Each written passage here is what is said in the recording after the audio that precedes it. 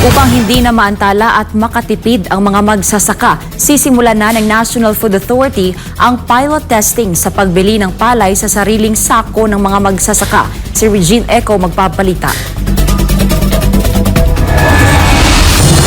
The NFA, pinirmahan natin yung isang order where ang mga farmers natin can sell na yung palay nila with their own farmers stock.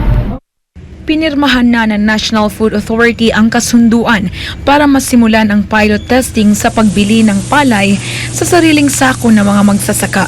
Inanunsyo ito araw ng Huwebes ni NFA Administrator Larry Lacson sa kondisyon na dapat bago o nakalagay sa magandang second-hand sacks ang ibebentang palay ng mga magsasaka. Ayon kay Lacson, matagal na umano itong pinag-aralan ng ahensya at ngayon ay masisimulan na.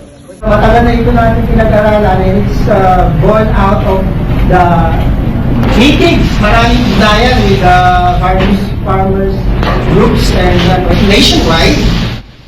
Dagdag pa ni Lacson, tugon rin daw ito sa matagal na paghihintay ng mga magsasaka tuwing nagbebenta ng palay dahil sa inililipat pa nila ito sa sako ng NFA.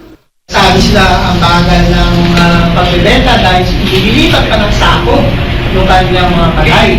At the same time, nakaka-incur pa sila ng cost. Ngayon, umpisa na natin ngayon na, itong wet season harvest, up to 20% of our procurement, no? Magiging sako na ng farmers, hindi na natin ililipat.